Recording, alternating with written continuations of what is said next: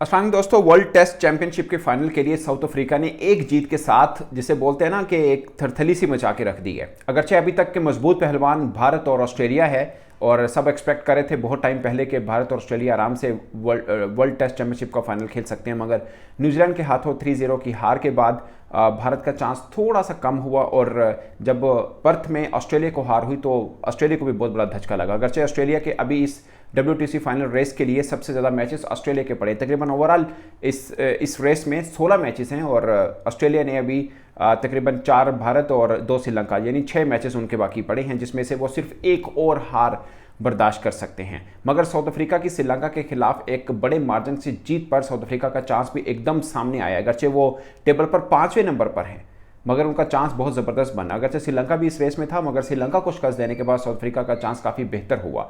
South Africa में बुम्मा ने century की, स्टब्स ने 100 किया और 233 रन से हार दी श्रीलंका को अपने घर में। अगरचे चंदीमल थोड़े बेहतर खेले मगर एक पहली इनिंग में 191 रन किया साउथ अफ्रीका ने और 42 के ऊपर श्रीलंका की ऑल टीम आउट हुई। दूसरी इनिंग के अंदर 366 रन 5 आउट पर डिक्लेयर किया था और 516 रन का टारगेट दिया था मगर श्रीलंका की टीम 282 रन पर ढेर हो गई। यूँ 233 रन से साउथ अफ्रीका को जीत मिली। अभी साउथ अफ्रीका ने एक मैच और खेलना है, वो भी श्रीलंका के खिलाफ अपनी ही सरजमीन पर। फिर उन्होंने 2 टेस्ट मैच खेलने हैं पाकिस्तान के खिलाफ अपनी ही सरजमीन पर। अगर वो तीनों मैचेस जीत जाते हैं तो उनका WTC फाइनल पहुंचने का जो मौका है वो काफ़ी सुनहरी हो जाएगा।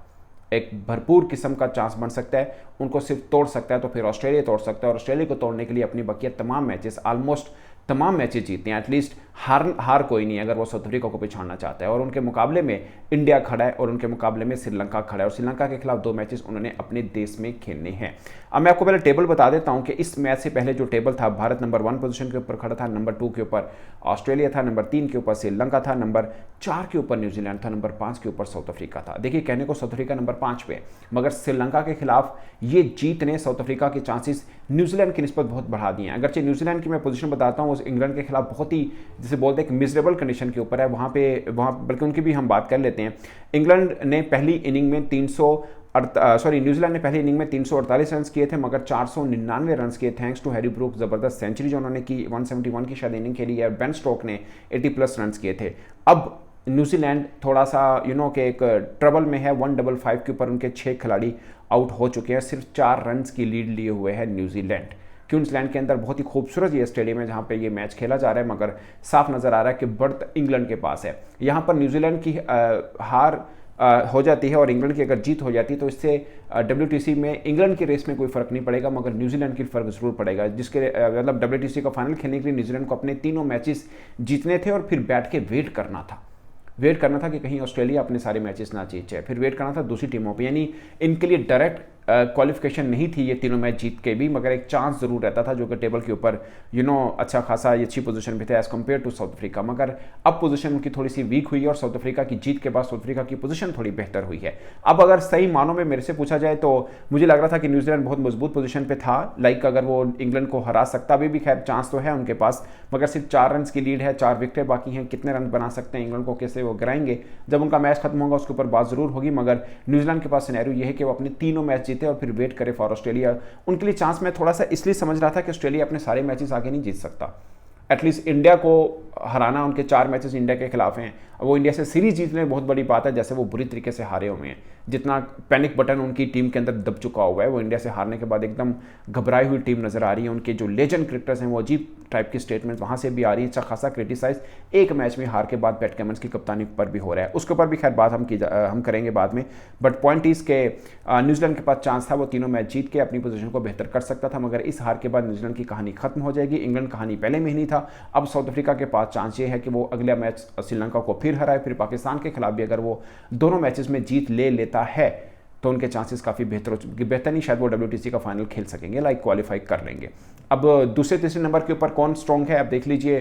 पोजीशन श्रीलंका की भी बुरी उस तरह से नहीं है। अगर वो अपने तीनों मैचेस अगले जीत लेता है, एक साउथ अफ्रीका को हराए और 2 वो फिर ऑस्ट्रेलिया को हराए, तो उनके चांसेस भी काफ़ी बन सकते हैं। अगरचे एक हार हुई है उनको मगर वो पॉइंट टेबल के ऊपर इस वक्त तीसरे नंबर के ऊपर है। लगातार 3 मैच जीतने के बाद उनकी पोजीशन भी बेहतर हो जाएगी मगर इतनी बुरी हार के बाद जो कि साउथ अफ्रीका के हाथों उनको मिली, क्या वो साउथ अफ्रीका को दूसरा मैच हरा सकते हैं? अगर वो दूसरा मैच हरा देते हैं तो उनकी पोजीशन थोड़ी बेहतर इसलिए हो जाएगी कि अगले दोनों मैचेस ऑस्ट्रेलिया के खिलाफ उन्होंने अपने घर में खेले, जिसमें से शायद एक मैच गॉल में, या शायद दोनों मैच गॉल में है और वहां पर वो ऑस्ट्रेलिया को पकड़ सकते हैं, उस ऑस्ट्रेलिया को जो कि अपने घर के अंदर इंडिया के सामने फड़फड़ाता हुआ नजर आ रहा है।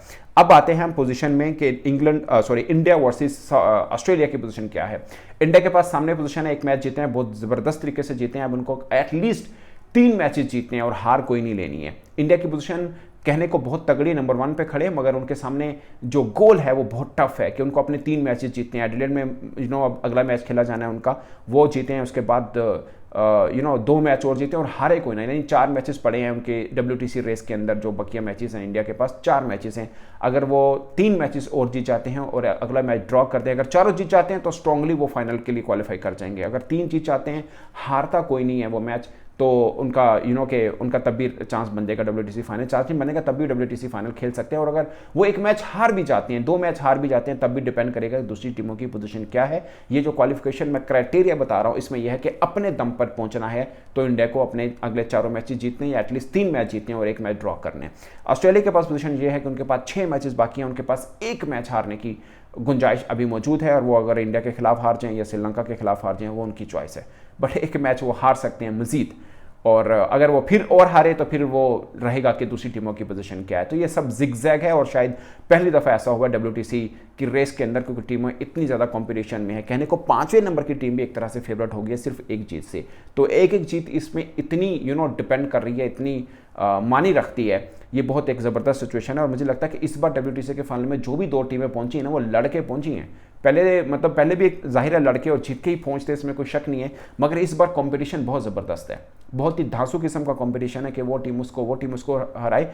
और मुझे लगता है कि वाइट बॉल के अंदर जो हमने वनडे वर्ल्ड कप रखा हुआ है ना, वो अगरचे इस तरह हो नहीं सकता, क्योंकि टेस्ट क्या तो 5 दिन का होता है, एक टूर्नामेंट नहीं कराया जा सकता, इसलिए इसको इस क्राइटेरिया में रखा गया है। मगर अगर वनडे का भी रखा जाए तो आमतौर पर जो सीरीज़ खेली जाती है, जिसमें हर टीम अपनी मनमर्जी के खिलाड़ी नए शामिल करके खिला देती है, तो वो भी एक बेहतर हो जाए कि आप वनडे वर्ल्ड कप भी इस तरह से रख लें कि सीरीज़ टू सीरीज देखें कौन किस तरह से चलता है, फिर फाइनल देखते हैं किसके मुकाबले में आता है। तो मुझे लगता है बहुत सी टीमें शायद बाहर हो जाएंगी, फिर सेमीफाइनल वाला मरहला रख ले तो ज़्यादा बेहतर होगा, फिर final top best of 3 type कर ले, शायद ज़्यादा मज़ेदार एक हो जाएगा। मुझे ये स्टाइल बहुत अच्छा लगा WTC रेस का ना, कि हर टीम अपने एक दूसरे के साथ सीरीज़ खेल रही है, फिर एक टेस्ट मैच इतना इंपॉर्टेंट है कि एक हार से किस्मत बदल जाती है, एक जीत से किस्मत बदल जाती है। इंडिया जो यूं ऊपर हवा में था, अगरचे अभी भी है, मगर सिर्फ 3 मैच हारे हैं अपने घर में, वो भी न्यूजीलैंड के हाथों, तो पोजीशन थोड़ी लड़खड़ाई है। एक मैच जीतने के बाद ऑस्ट्रेलिया की पोजीशन लड़खड़ा गई है, यानी इंडिया एक मैच पर्स में जीता है ऑस्ट्रेलिया के खिलाफ, वहाँ पे ऑस्ट्रेलिया की पोजीशन लड़खड़ाई। मुझे लगता है कि सब केस के अंदर ऑस्ट्रेलिया की पोजीशन बहुत वीक है, और फ्रैंकली स्पीकिंग इंडिया की पोजीशन भी बहुत ज़्यादा